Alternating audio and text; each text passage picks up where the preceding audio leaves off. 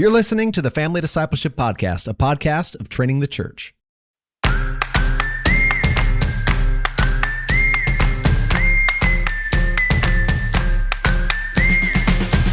This is Adam Griffin, and I'm here with my co-host today. No Chelsea, but we are with Cassie Bryant. Cassie, hi. Something that makes the Bryant family stand out. What makes the Bryant family different? I mean, we have all girls. Oh, so when you go places, do people make a lot of comments about raising daughters? Oh, yeah. And then they ask, how close are they? Because they're close together. And then I think we work weekends, which I think is different. Not a lot of families, like Eric works on Saturdays, I work on Sundays, which makes our family rhythms stand out a little bit to other people. They feel like, we try to guard our Fridays. And then it just means we solo parent quite a bit on Saturday, Sunday. So I see that. I was with a group of men this morning discipling some younger guys, and they were asking me about how does my wife work and I work, and how does that work? And it seemed very strange to them. A lot of work. Well, we do have kids and a podcast. We write, we speak. We all make it happen, and it's not that hard for us because it's very normal. Yeah, that's probably more normal than it is abnormal. The stay-at-home mom, I think, is probably more of a luxury than most parents. Both work. All right. Well, today we also have with us, with Cassie and I, we have Rachel Gilson, ladies and gentlemen. Yay. Rachel, how are you today? How's civilization? You mean my video game? Yeah, or real life. Yeah, I don't know if I can furnish a legitimate report on civilization, but it's beautiful here in the suburb of Boston. So that means life is pretty good. Yeah, this is the time of year probably to be in Boston, huh? I love September in New England. Best New England month. That's awesome. Do you also like chowder? Are you a chowder girl? Actually, I don't like chowder, nor do I like pumpkin flavored things, nor do I like chai tea, or actually any of those things. But the weather I can get behind. Okay, great. Well, I hope you're enjoying some Bostonian weather. Yeah. Before we start talking about your great new resource that's come out, can you tell us a little bit more about you and your family and your ministry? Yeah, maybe I'll just guess randomly what you want to know. So I live in New England, but I'm a native Californian. But I married a New Englander, and then I gave birth to a New Englander, and now we're here. I love living here because the people at first are real unfriendly, but then once you win them, you really win them. New Englanders are kind of crusty on the outside. You're never going to get this fake veneer thing. You're going to really get... You're going to get like a baguette. Yeah, that's right. Warm and gooey in the middle. But yeah, that's right. So I've now lived in New England longer than I lived at home in California. So I'm a transplant. I work for Cru, formerly Campus Crusade for Christ. So I serve on the leadership team for theological development and culture, which is great fun. And I get to do a lot of reading and writing and training staff and all that kind of stuff, which is great. We have fantastic missionaries with Cru. Yeah. And I am currently working on my PhD at Southeastern Baptist Theological Seminary. I'm working on a degree in public theology. Wow. So sort of like theology meets ethics. Okay. And I'm trying to do a project where what I really want to do is help the church have a more Christian conversation about transgender identities. I love it, man. That's needed. Thanks, Rachel. Wow. So let's hope I do okay. That's my hope. No I haven't written it yet, so I have to take my comprehensive exams next week. Oh, wow. Let's go. We'll be praying for that. Let's go. Yeah. Well, your first book, I would love to talk about it. It's called Born Again This Way. You wrote it in 2020, it was published in 2020. What inspired you to write such a personal book? Well, yeah, it came out in March 2020, just like COVID here in Boston. So great times. Yeah, that's right. Perfect time to not go on a book tour. This book that, I wrote it basically in 2019. I was writing it for my 20-year-old self, even though I was in my mid-30s, because I didn't grow up at all in the church, in a Christian household, anything like that. So by the time I got to my undergrad, which I did at Yale, that's how I ended up in New England from California. I got tricked. I was a very convinced atheist, really arrogant about that. And I also had realized during high school, okay, well, I'm not actually into guys the way my other female friends are. I like boys as companions, as friends, but not actually as boyfriends. Where I really feel at home is in romantic and sexual relationships with other young women. So at that time, I mean, it's amazing how much culture has changed. You know, 01, 02, 03, no state in America yet had legalized same-sex marriage, but I kind of knew that the future was with me. And so I was like, okay, I'm marching out into this brave new future at this great university, and had a very low opinion of Christians. And then I just got bowled over by the gospel during my freshman year at Yale, which is a different story. I tell it in Born Again This Way. And suddenly I was confronted with this beautiful message that there was a God who had made me and redeemed me and wanted to give me a full and beautiful and free life. And I knew that his word said no to same-sex lust and sexual relationships. But I also still experienced sexual and romantic attractions to other women. And so really at the beginning, these questions of like, well, what does the Bible say? Or how do we live this out? Those weren't, you know, theoretical or like interesting armchair questions. They were survival questions for me. I was like, I don't know how I'm going to make this work. And if I were my 39-year-old self meeting with my 19-year-old self, I'd be like, she is not going to make it. It was just like, it was rough, but God was very gracious to me. And I learned a lot through my own failures, through some of my successes, especially through my community, my Christian community that was so helpful to me. And over time, especially as I went into campus ministry, I ministered to a lot of other people who had the same experience, who would kind of whisper it, you know, they had been taught maybe in various communities, I can't talk to people about this. And yet, you know, they're increasingly in a culture that's saying, this is a really important part of you that you need to celebrate and liberate. And so as I was ministering to other people who were like, how do I want to be faithful to Jesus. I'm not sure how to do this. Just over and over again, I was trying to figure out, yeah, me too. Okay, so how are we going to do this? And there were, you know, decent books that were maybe just like memoirs, you know, like here's how I came to understand myself in relationship to this, like Wes Hill's Washed and Waiting, sort of a classic in this field. And there were, you know, books about like, here's what the Bible says about, you know, sex and relationships, whatever.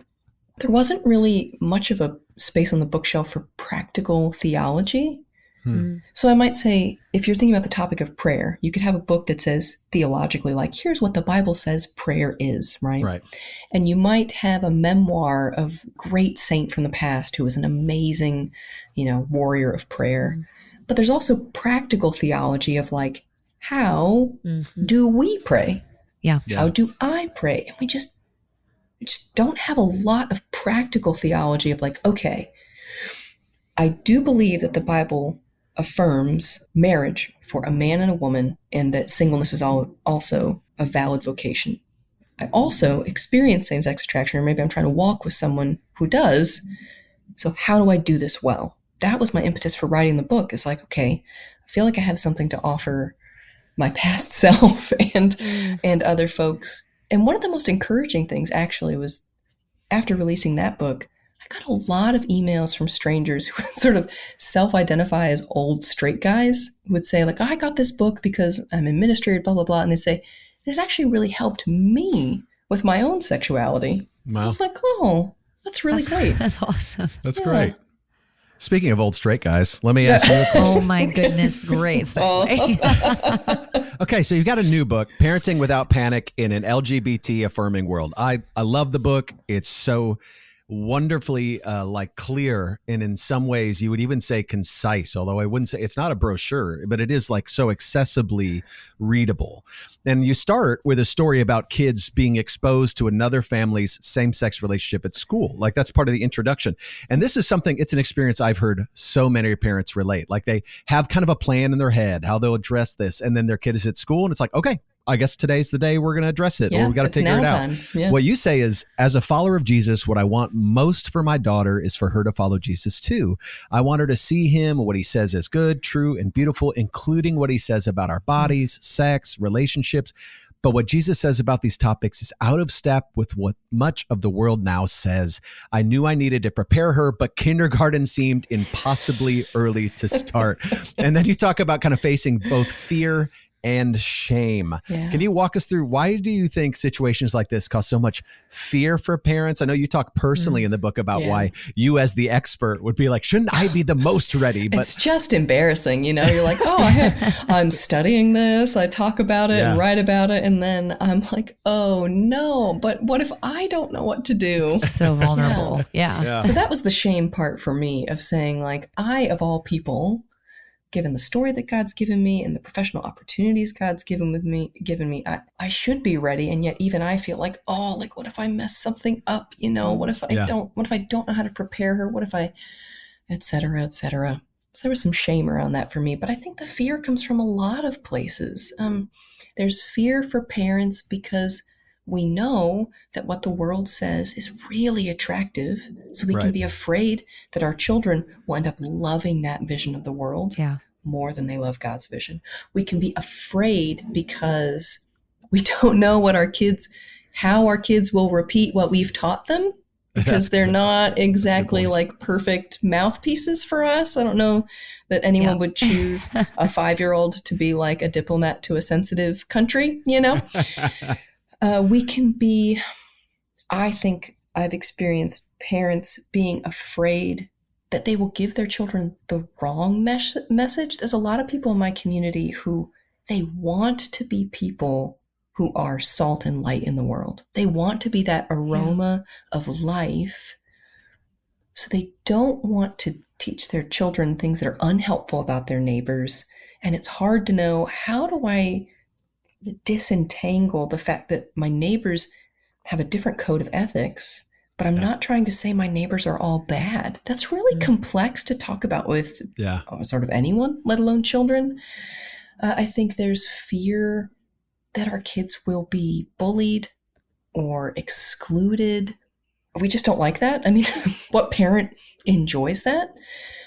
We're afraid because if we grew up Christians, we didn't necessarily have to face that kind of cost for being disciples. And so we don't know how to prepare our children for facing that cost. There's a lot of angers. And sometimes people we listen to they're trying to play on our fears. They're trying to get us to be more afraid. And if we've already got that little seed of fear and someone's trying to water it with more fear, it can grow into this weed that takes over our life. Yeah, I want to get into several specific things that you brought up here in a second. We're going to ask some questions about some of those exact maybe circumstances and how you practically work them out. But what I love about your book is you also don't just jump right into, okay, here's how I handle LGBT questions. You start in chapter 1 talking about, well, let's start with a foundation about what we're communicating to our kids about sex and about our bodies. So often Christian families are defined by what they are against, but you jump into, let's start with what God made you for. One of the things you say is, I believe that if we grow more competent in expressing God's positive vision for sexuality to our children, if they have a chance to see what God is for, and only with this yes in place to hear what God is against, then they'll have a much better shot at experiencing and expressing the Bible's vision with grace and truth. Why do you think, and I mean, obviously I totally agree with you, this isn't coming at you. Why do you think this is a great foundation to start with what God says it is for? What is the yes? I think one of the reasons it's great to start here is because it's where God starts. That's good. At the end of Genesis 1, we have this lovely vision of a man and woman created and given this beautiful vision. Yeah. Go into which includes children and more than children. Like our vision from God isn't just like, all right, guys, go have babies, but it's part of the goodness that God has made. Yeah. Like God didn't say, and I gave you bodies, but I'm kind of disappointed in that. Right. I gave you bodies, they're kind of yucky. Yeah. I gave you bodies, but I don't know, it's not that important. Like the vision we have of male and female being, I mean, all of creation is good. And then you get male and female in God's image. Very good. Yeah. It's a beautiful starting place. I want our children to feel confident that God made them and delights in them. That's good. That's so good. Yeah, that first chapter, so you talk about marriage and relationships. Would love to hear you kind of talk about why you think so much of our culture, including Christian culture, talks and acts like romantic relationships are critical for our identity and for our dignity. Yeah. Why is it so important to us? I call this sometimes salvation by romance. Yeah. that you're not a full or complete person until you have that significant other. I have a preteen girl, so this is very real right now. Yeah, exactly. I think part of the reason that it's so attractive is because of how true it is in one sense. One of God's favorite metaphors for the gospel is marriage.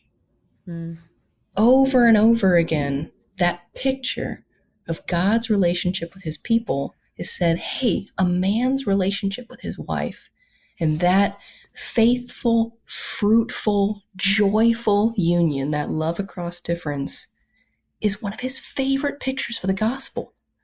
So part of the reason that romantic love is so attractive to us is because hidden inside of it, if we're able to look through it in the right way, we see something glorious, the best love story that's ever existed. But because we're dead in our sin, born rebels, and like to forget God but run off with his stuff, what happens is we don't want to look through the telescope of romantic love. We just want to grab the toy and hug it real tight, We want to marry God for his money, maybe. Yeah, basically. You know what I mean? And so that's the thing, is the most powerful things, when they get cut off from the source, that's when they end up hurting us. So it's not the case that love is bad. It's just that we've disconnected it from the right things, which is also why we end up making romantic love the only source of intimacy and joy. Yeah. So we end up with this, we've sort of fallen so in love with a particular type of love that we don't even recognize, okay, another reason it's so attractive is God has made us to be intimate with each other. But not all intimacy is romantic intimacy. We're called to be deeply in relationship with each other, that every single one of us has to have these deep love bonds. And so when we're afraid of loneliness, that's because God didn't make us to be lonely. Yeah. That's a real human need. Yeah. So we've got to, and this is again why it's so important to talk about a positive vision, because when we see the way God has designed us, it helps us recognize when some sort of desire is out of balance. It's usually because part of that desire is meeting something real, and it's out of balance. If we see what the real thing is, we can more easily figure out the part that's kind of out of sync. Such a good word too for married couples who, in seasons struggle with intimacy or like loneliness, even within marriage. I've told single friends, like, I know married people who are lonely. I know single people who are lonely. Like, marriage is not the solution to loneliness. No. It's just such a good reminder that that's not the only place to be. It doesn't like satisfy everything we were made for, like intimacy through friendship, but also intimacy with Christ. Yeah. Through his spirit and relationship with God. It's like, that's what we were really made for. And that marriage is just kind of that picture and that tangible kind of embodiment of that. Man, I could listen to you talk for a long time, Rachel. We don't have enough time. I'm kind of sad. I'm really appreciating everything that you say, and I'm taking notes. But guess what? We still do have more time, Cassie. We do have more time. I know. I was like, are we shutting down? It's like, no. I'm like, I need to come to Boston and hang out because this is amazing. This is awkward on air. Can I get your number stuff? Yeah, that's right. I'm really holding her to it. No, on this show, we talk a lot about how when we are discipling our kids and giving them a Christian worldview around sex, it's not just one conversation we're going to have with our kids. Yeah. Not one sex talk we're trying to prepare parents for. That's right. It's going to be hopefully hundreds, it's ongoing. It's a conversation that's going to last the entire time that they're under your roof, and hopefully even beyond that. You advocate for parents to start having sex related conversations earlier, even than most parents think to. So can you explain and tease out what a healthy version of this looks like? Yeah. And I'm so glad you talk about having that conversation frequently, because just like with theological concepts that are important, we need to have the conversation a lot, because, the way kids listen and the way we communicate, there's holes, things happen. Yeah, that's good. I think one of the things, again, I didn't grow up in the church, so, I don't have my own, I had Christian parents and this is what they did kind of critiques or whatever. But I think we have a proper desire to not expose our children to things that are too grown up. That's really good. But sometimes that desire can be covered with a sense of fear or embarrassment, and then we accidentally leave the first conversation till way too long. And the amount of media that is advancing a vision of relationships and embodiment that is out of sync with what God says. The amount of people in relationships like that or choosing to identify in spaces like that is increasing. So there's just a greater chance that your kids are going to encounter this in their neighborhood, in a movie. Even if you cultivate the most pristine environment for your child, they might interact with another 5-year-old who has a 17-year-old brother who says dumb 17-year-old brother things. Yeah. And so then your child's only one telephone hop away from hearing who knows what. So that's not to try to scare us. It's to try to remind us that ideally we want to be the first people, mom and dad, to talk to our kids about their bodies and about sexuality and about relationships, because we want to demonstrate to them that we will always tell them the truth, that they will never be punished or shamed for asking particular questions, but that they can come to us. And if we don't know an answer, we'll go find it, but that mom and dad are experts about this, that we have a humble confidence and we can help them figure things out. And the nice thing is, especially with early sexuality, in terms of just like, let's give the proper names to our body parts. Let's describe where babies come from. That doesn't have to be in like highly sexualized language. Yeah. That's just basic biological information. And kids will often be like, oh, gross, or oh, okay. You know, they don't have the same baggage around sexuality that we do. They're just like, oh, it's kind of weird. Totally. My wife said one day, where would we be without your dad? Just in conversation. And my youngest goes, we wouldn't be here because there'd be no sperm cell, Mom. That's right. Exactly. And he's like 7 years old saying that. And I'm like, hey, let's go, man. You know what you're doing. And it's just helpful because, and I say this in the book, I think the theology is more important because if you just have embodiment, you don't actually know what God's purposes are for these things. Yeah. Nonetheless, basic knowledge of biology is really helpful. Because you can sort out, wait, there is a logic God designed to these things that matches theologically what he's trying to do. And it's not that maleness and femaleness is only good for reproduction. God declared it good, period. And it's going to be good in the new heavens and the new earth when there's no more reproduction. Right. However, our kids deserve to know where these things come from. And it just gives them the building blocks to say, okay, there's an order to this. And there's such security in that, in a world that is both confused and confusing around sexuality. If our kids can see that the gospel is clear and sane, it's a place of refuge. Yeah, I want to talk about both of those things real quick. Both having very real conversations with our kids at an age-appropriate level and the cultural confusion around this. One of my favorite questions from your book, and it's such like a perfect cultural introspective. You say, is sex something cheap and fun that you can do to make yourself feel good that won't hurt anybody?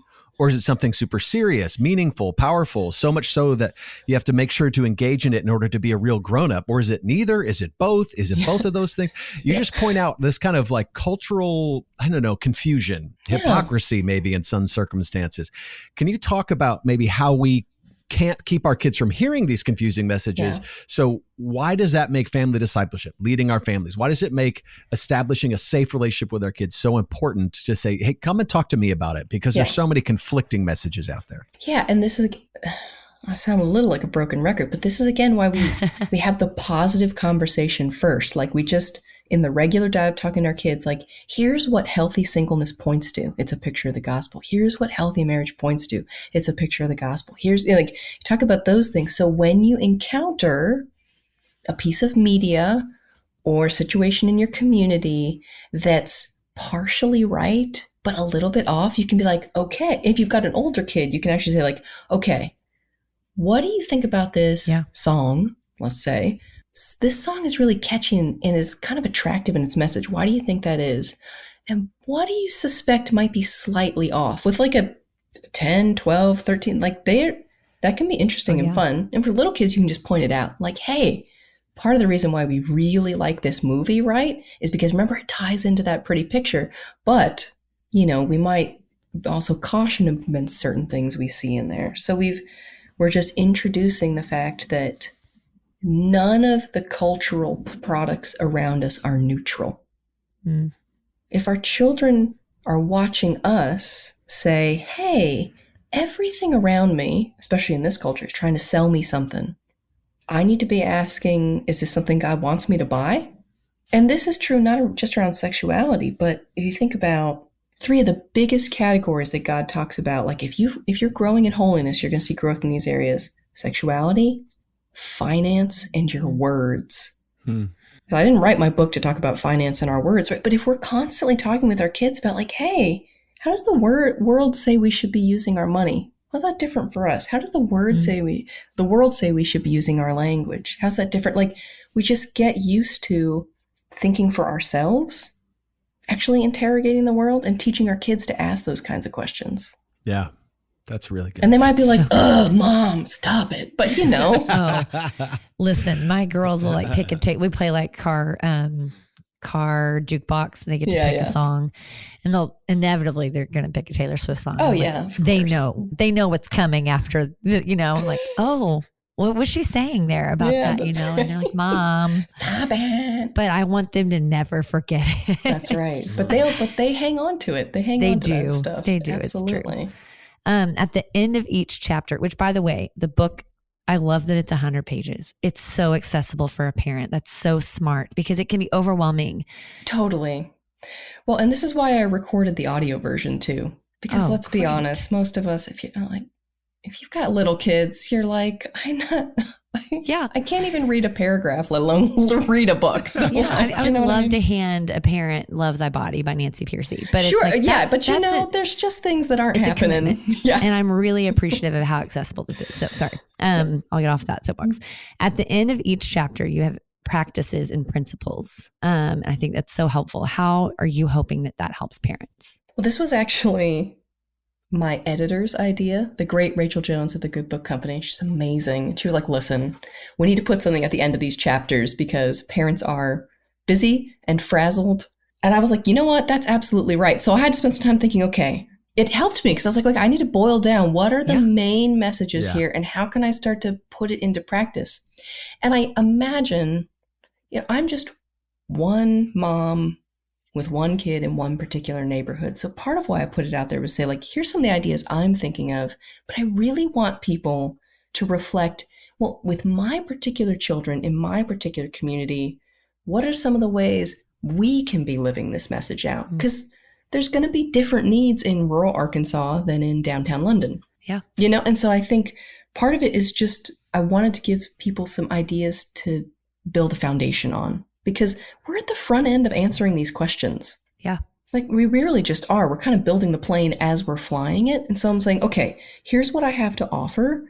But I think some of our best answers to these questions are actually going to come 5 to 10 years down the road once we've been practicing this more. So like, let's start just thinking together and not judging each other, because different families are going to need slightly different things. Different kids are going to need slightly different things. And one of the things that can be really difficult is when we attack each other for our choices. Yeah. Now, if I'm in sin, I want someone to call me out about it. But if it's not a sin issue, we need to be gracious with each other because we're just trying to figure this out. Amen. Yeah, I want to talk about that for a second too, because I think that you kind of explain a version of that our kids will experience. Mm-hmm. But I also want to give listeners a full picture of your book. So while you do talk about the beautiful picture of sexuality, you also do talk about sin.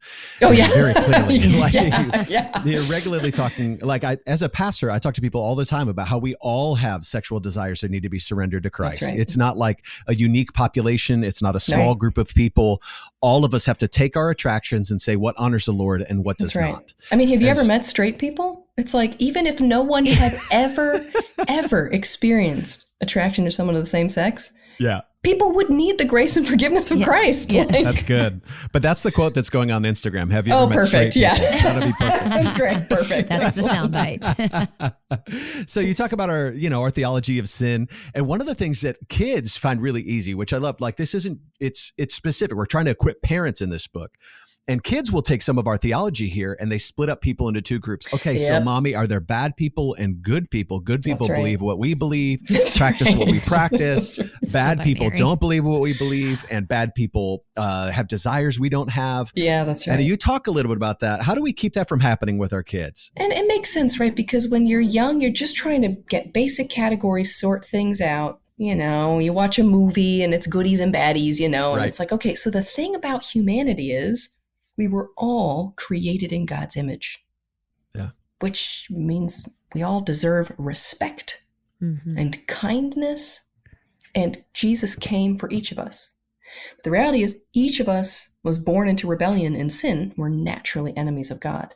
So the only difference, I'm talking to my daughter in this scenario, right? The only difference between mom and dad and our neighbors next door is that mom and dad have said yes to Jesus as their king, and our neighbors haven't yet. Yeah, that's so. Of course, if I've said yes to Jesus as my king, it better show up in how I use my body and my money and my time. But I'm not going to expect my neighbor to follow the rules of a king she doesn't follow. That's right. Nor is she even empowered to do so. Right. I have the Holy Spirit because Jesus has hidden me in him. Yeah. My neighbor cannot use her body or her money or her time like a Christian because she doesn't have the Spirit of God. So just again and again, these conversations where it's not bad guys and good guys. Everyone is a potential sibling. The only bad guys are the Harvard football team. That's the rule in our house. Wow. Took a turn there. I didn't really expect that. I've taught my daughter, because we live in Harvard neighborhood, but I went to Yale. So I've just taught her early, to be distrustful of the how you guys the propaganda machine. Yeah, that's right. That's right. Rachel, can you explain the yes, no, yes framework and how it helps parents navigate this conversation? So one of the things that the late Tim Keller did really well as he was doing evangelistic work, apologetic work in New York City was he really took the lives of non-believers there seriously. Yeah. He understood that they were all created in God's image and so still partially reflected him. So the yes, no, yes is my way of talking about this missionary type of movement. So that first yes is saying, okay, you are made in God's image, my conversation partner here. That means you're going to have fears or desires, whatever, that are real, like things you're afraid of that you really should fear, things you desire that you really should desire, etc. So let's find the thing we can affirm, because there's always going to be something. But the no is saying, well, because we're rebels, angry at God and separated from him, we're going to try to meet that desire or avoid that fearful thing through some means of our own. And sometimes it'll be kind of convincing or good because we're made in God's image, so he made us problem solvers, but often it's going to make more of a mess than it actually solves. Because when we say no to God, we end up making a mess.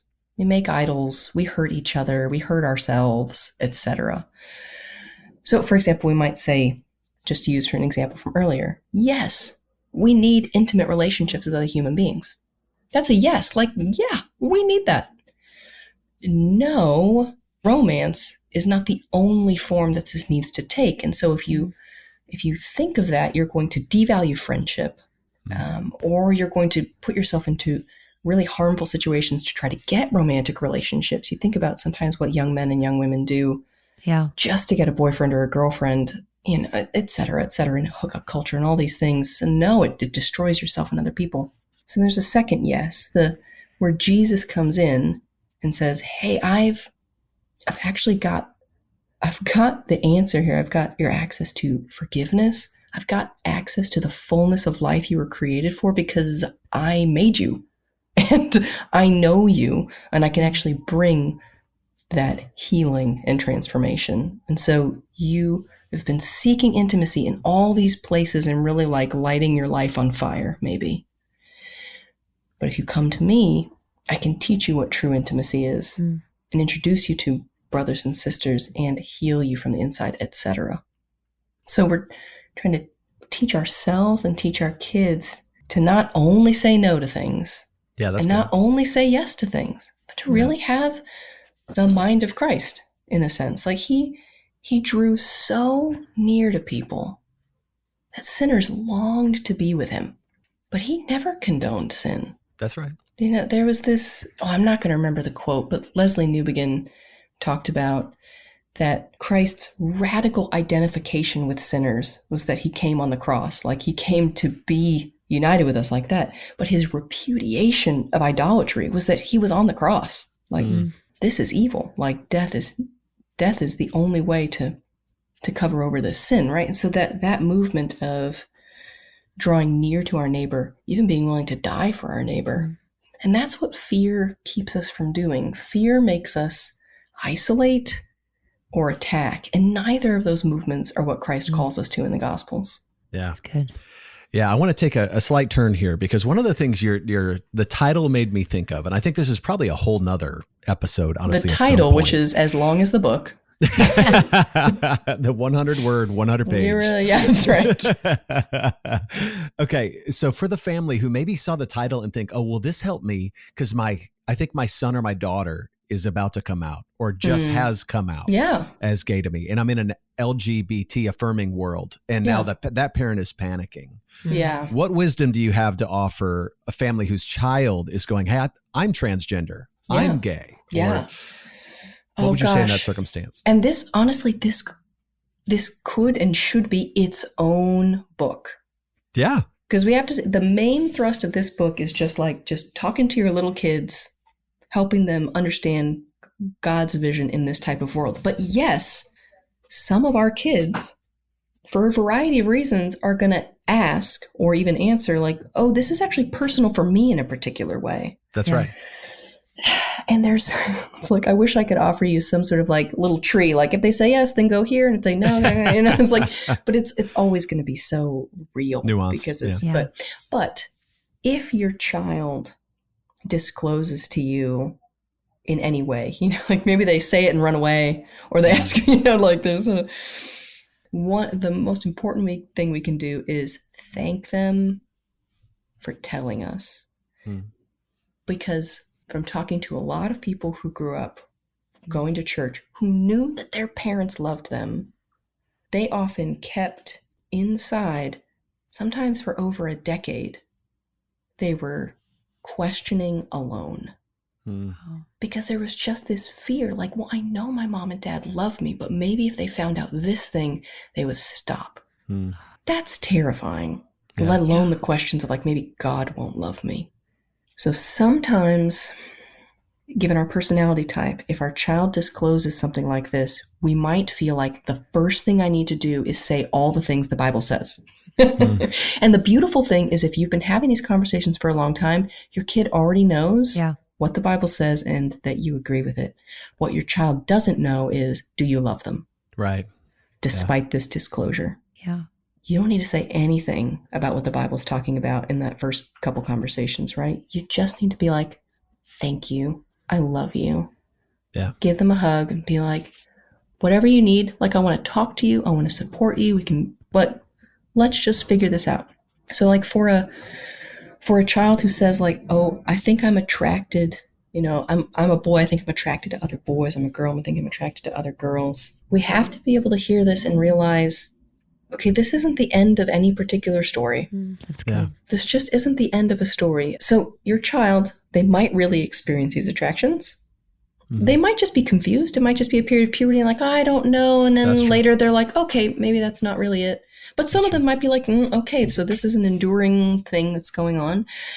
But the gospel always says, well, my desires don't own me. Right.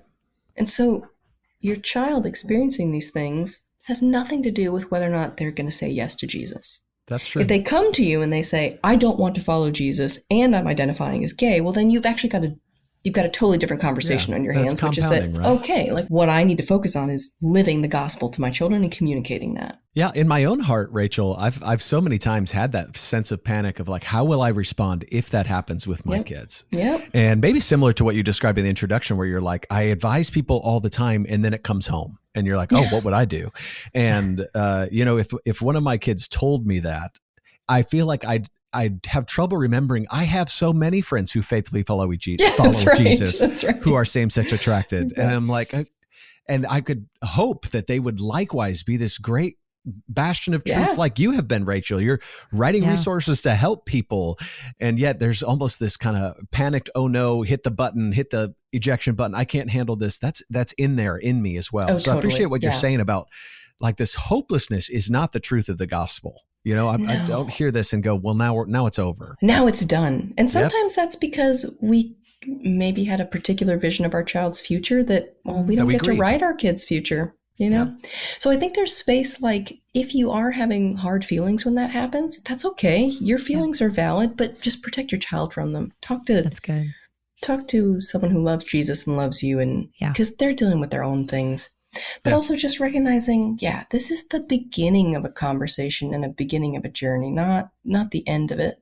So it's a little more complex if your child is asking questions about gender. It's should they read your PhD dissertation? Right. So for kids, here, child, that I haven't written yet. It's a little more complex for all kinds of reasons, and so you just want to ask a lot of questions, and you want to try to say, like, okay, I'd love to hear more. Like, tell me more. Tell me more about when you started wondering this. Not in like a, tell me more, like not in an interrogation way, but be curious about it, because they're probably not saying it for no reason. Maybe they really do experience trouble with their gender and they're trying to figure it out. Maybe they've received a lot of messaging from the world that this is interesting, or maybe they're trying it on to see if it fits. And so it's not, it's like inch deep as opposed to ocean deep. You kind of don't know. Because it could be anything from like trauma to genuine to attention seeking to confusion. Exactly. And so like, I'm going to love you. And I thank you for sharing that. I want to keep telling me what's going on. It's not going to be really helpful to be like, no, you're not feeling that. It's like, let's just say like, okay, well, let's just, I love you. Let's just keep talking. Now, you could be in a situation, I don't know, this is where it's complex. You could be in a situation where you notice that your child is way too much online, or maybe they've got a peer group that's not helping them, and you as a parent might need to decide, we're not going to be online anymore. Maybe we're going to change the peer dynamics. There could be situations that really do call for that. And we're responsible for our kids. Right. And that's the thing that a little 120-page book is not going to be able to tell you. I think it's like, wouldn't it be so great if you could buy a book that's like, here's how to parent Mackenzie. Sure. Yeah. Right. But would we read it? I don't think we would. I don't know. We'd skim it probably. We also have to accept nuance. We're asking our kids to like learn about nuance and not just bad guys and good guys. But when we can set up good principles and a good foundation, and if we have been demonstrating for years that we're not rattled by questions about sexuality, that we respond with humble confidence, then our kids are going to have a better shot of saying, okay, I might be terrified, but I can talk to my dad about this. That's true. He's going to be able to handle it. I hope that's true for all of our listeners and for us and our kids, Rachel, you have been delightful. I can't wait to come visit in Boston next September. Perfect. But I do like chowder. You're like almost moving in at this point. You're like, I know. We're basically best friends now. Yeah, perfect. Excellent. No, but honestly, you're so articulate, so helpful. I'm really excited for our parents to not just get to listen to this, but also get your book. We always ask at the end of our interviews, how can our listeners be praying for you? Oh, do you want to pray for me to finish my PhD? Yes, we do want to pray for that. Because it's hard work. Yeah. And I want to do the work faithfully and well, and hardly anyone's going to read a PhD, so really this is the place for me to process some ideas and hopefully be able to contribute something to the conversation that helps us be fully Christian in the world. That's what I want. I want us to just be more Christian. I love that.